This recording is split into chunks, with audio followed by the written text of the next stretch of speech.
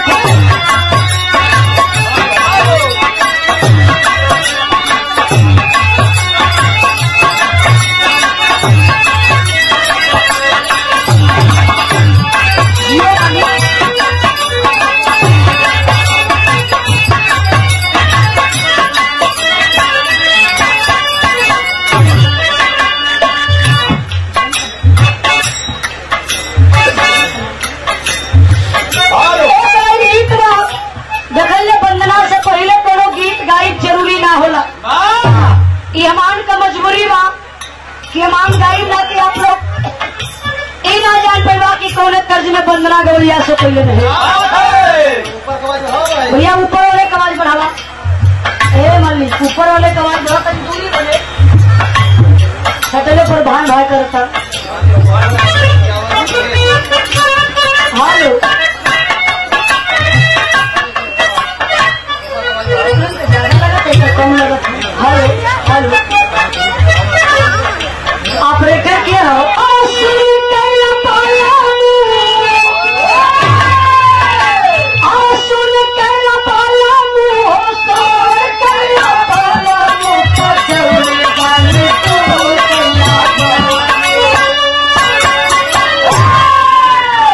मिर्जापुर के पीला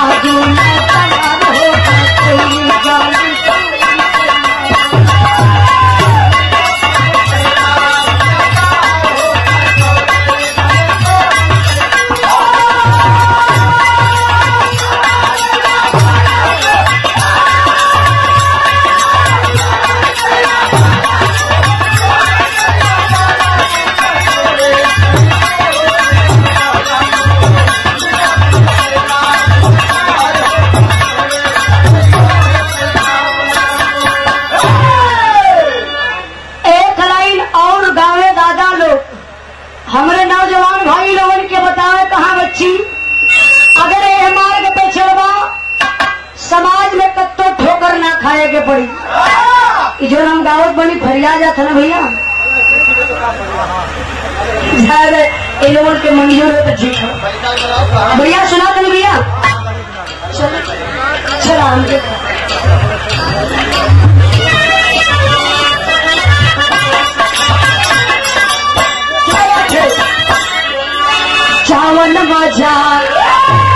चावन मजा आम की चटनिया।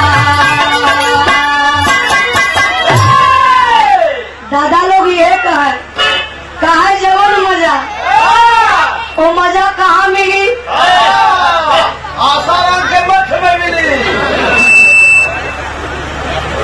संभाले रे बहुत सीढ़िया पहले सीढ़िया बनकर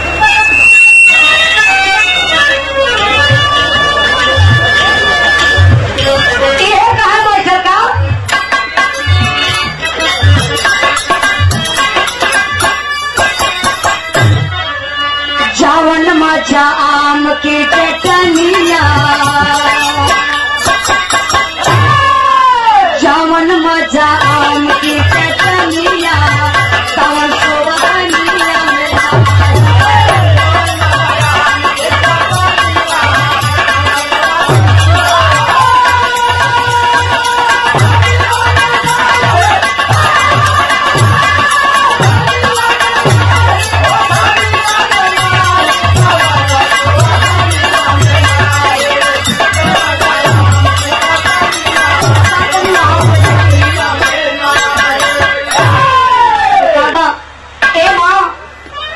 देवता धनी है लोगों की बिगड़ी बनाती है माँ।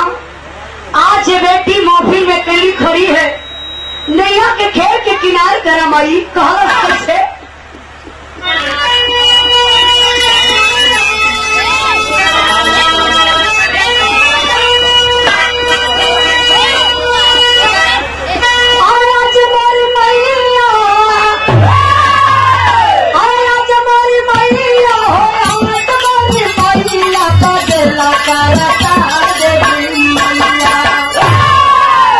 तो हरे भरोसे पूरा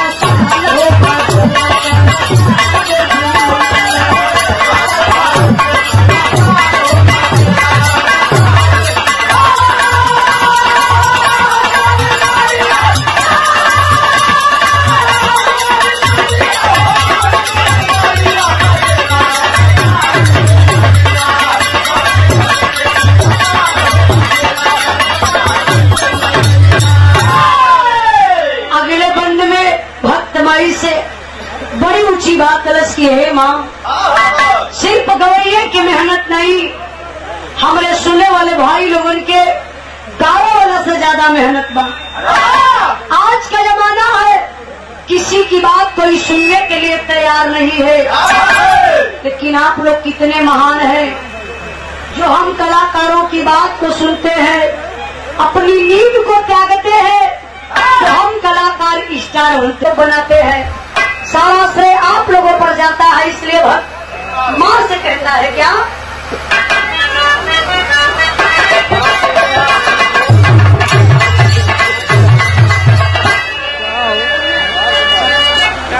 अलग अलग सापाही के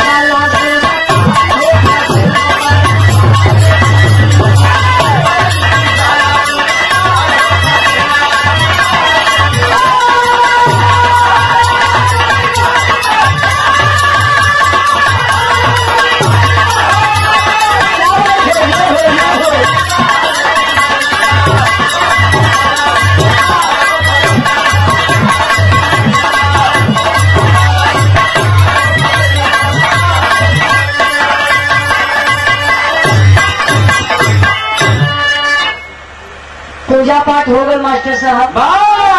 अब प्रसादिया बटे के चाहिए क्या लेके आई हुआ? राम नारा लेके आ लेरा। अब इतना लोगों में बटवा कैसे? सबके मुँह में भोर के चुआ जाये। जो बच्ची तुरंत इकट्ठा डाल जाए। एक प्रसादी लेके आई हुए आप लोगों बदे।